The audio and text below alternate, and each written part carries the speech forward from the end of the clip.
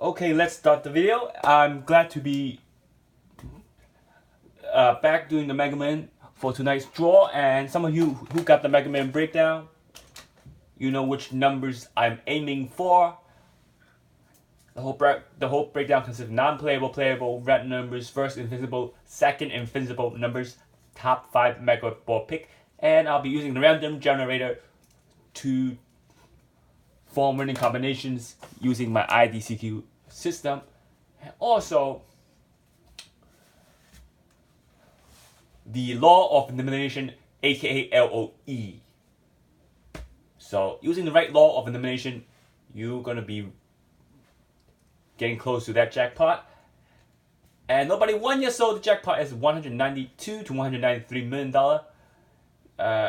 Probably should be $193 million. And the latest logic coaching guide is first and second invincible numbers. Teach you how to form the first invincible number and the second invincible number, so you're able to know what your number after the second invincible numbers or even after the first invincible numbers. So the breaking point is the second invincible numbers, because we know when we pick the second invincible number, we know what the first number is, what's the range of the first number, and then what's the range of the third number. And the lowest possible luck that a fourth invincible number will be drawn will be 69 and 70. That's the worst possible odd.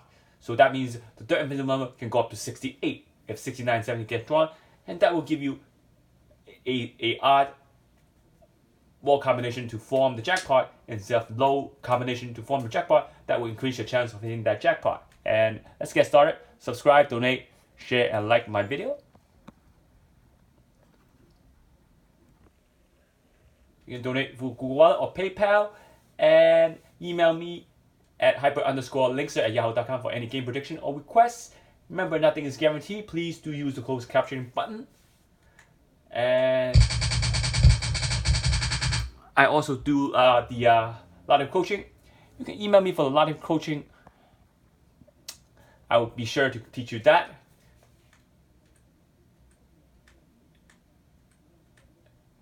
Consists of part 1 to part 16.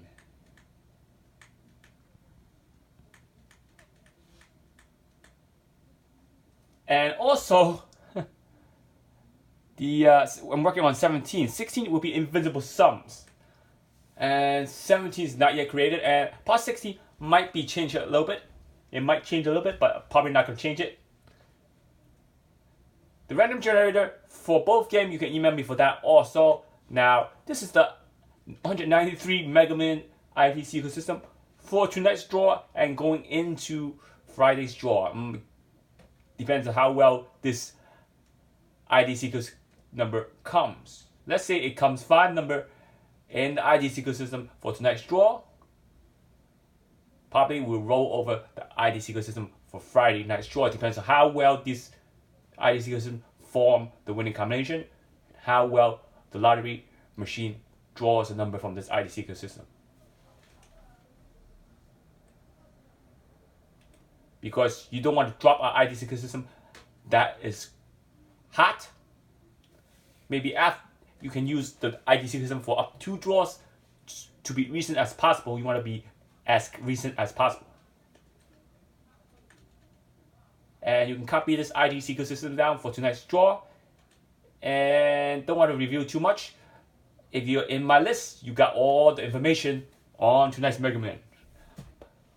It will be broken down by parts, and that will give you a higher chance of hitting that jackpot. And look at this IDCQ system. That will be used for tonight's draw. You can see digit 0, digit 1, digit 2, digit 3, digit 4, digit 5, digit 6, 7, 8, and 9 is on the board. And remember, I want to let you know that key digit, not all digits should be on the board, in my opinion, but it'll be safer to use all digit. Only time that you don't need all digit on the board, or you couldn't find a Dster or IDCQ system that's all digit on the board is, if you look at the non-playable numbers, those non-playable numbers are using one specific digits. For instance, if you have 14, 24, 34, 44, 54, 64, 04, and then 41, 43, 45, it's like all fours being used in the non-playable category, then that's the time probably don't need the digit 4 if you couldn't. And if you generate a IDCQ system that has digit 4, that's fine. But if you couldn't find an IDCQ system that has the digit 4, that's fine, because the non-playable numbers are from the digit 4, so you don't really need the digit 4. That's one scenario. Another scenario, I won't be talking about that, but you get the idea. If the non-playable using a lot of digit 4, for example, then you want to use an IDCQ system, you either don't have the digit 4 inside to increase your chance of picking the right combination, or if you couldn't generate an IDCQ system that has a digit 4, that's fine, because all the non-playable are using digit 4. You don't need digit 4 because those are non-playable numbers. And if by any chance that a couple of numbers still has a digit 4, and if you're lucky and it gets drawn, then just say, oh well. But after that, don't really need the digit 4 in my opinion, because you're going against 4, 14, 24, 34, 44, 54, 64, 74, and like a couple of 40s. That's about more than half of the lottery matrix that use digit 4. So in my opinion, you're going against the odd.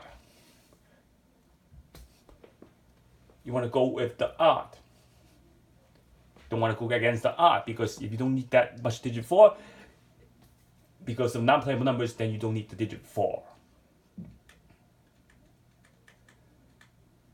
Now, the Mega Man IDCQ matrix, let's look at the IDCQ matrix. The total number in the IDCQ is 53 numbers out of 70. So if you count all the number in the IDCQ system and write it down, which I do send to my player, I take my time, I write the IDCQ system number, every single number that's in the IDCQ system, I send it to my player.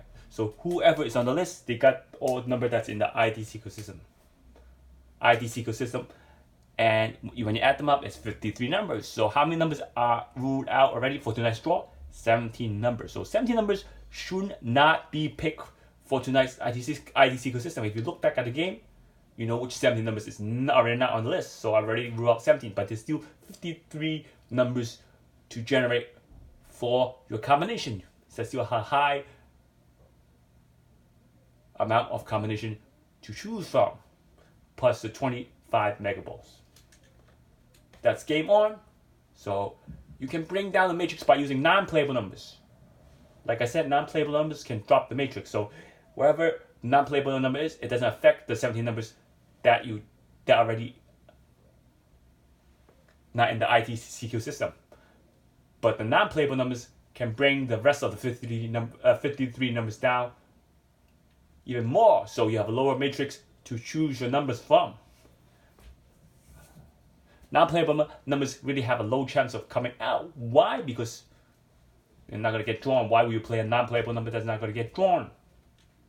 If it gets drawn, that's oh well. But if it don't get drawn, you gain the advantage of having the right amount of numbers in your combination. And certain law of elimination numbers, you have to use the right draw, or else you will limit the winning number. So for the law of elimination, you cannot choose, oh, I want to use 2 draws, I want to use 1 draw, I want to use 5 draw, I want to use 6 draw. You got to set the law of elimination to the right amount of draw that you don't eliminate the winning numbers. And you can email me. That's part of the lottery coaching guide. You can email me for that, to how to use the right amount of law of elimination numbers. Let's get back to the IDCQ system. Now, let's draw the winning numbers 12, 19, 34, 35, 68, and 20. So if you use the last draw's IDCQ system, you're going to see where the winning numbers are quickly.